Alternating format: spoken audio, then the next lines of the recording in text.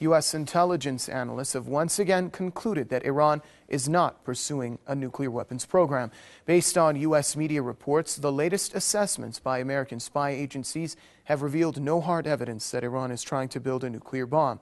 The New York Times has cited unnamed U.S. officials as saying that the verdict is the consensus view of 16 U.S. intelligence agencies.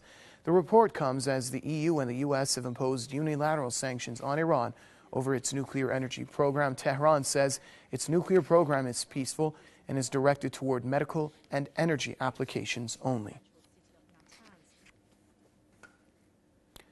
For more on that story, we're joined by international lawyer Mr. Franklin Lam, who's with us via satellite from the Lebanese capital, Beirut. Mr. Lam, welcome to the program. More reports of a no nuclear dimension to Iran's nuclear program. Tell us more about this recent revelation.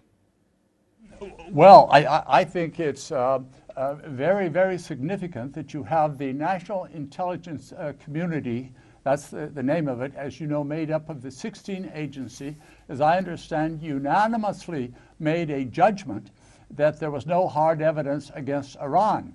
That's never been done. And that gives, in a sense, the imprimatur of the Obama administration and the government on that issue.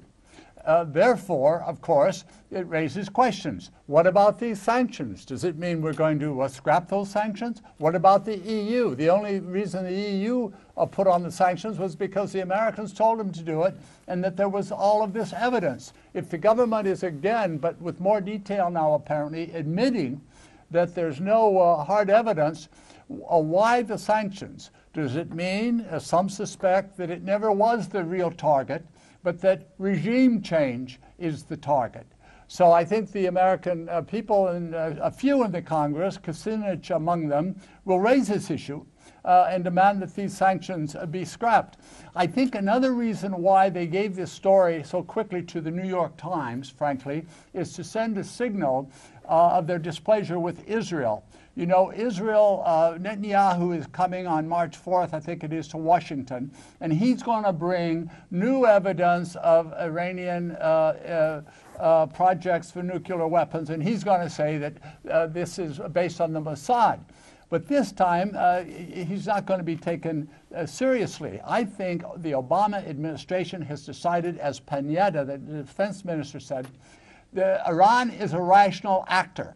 Everybody in Washington who will admit it knows that Israel is not a rational actor, and they're the danger, you know, the wild card in this whole exercise. So I think that that's another reason why they released it at this point.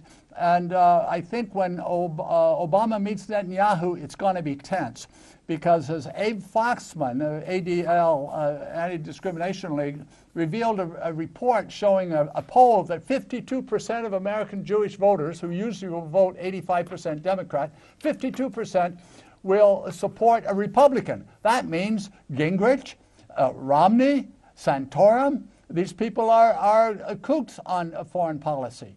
But they're willing to do that because, as Foxman said, revealed, never in the history of the state of Israel has a second-term presidency been potentially more dangerous than Obama. They don't trust him, they don't like him, and we're going to see what happens when Netanyahu goes there in March. But I find it's very significant, and we'll see now what the Americans do. If they don't repeal those sanctions now, once they've made this decision, it's very close to an act of war, isn't it? So how will they justify keeping these sanctions starting today?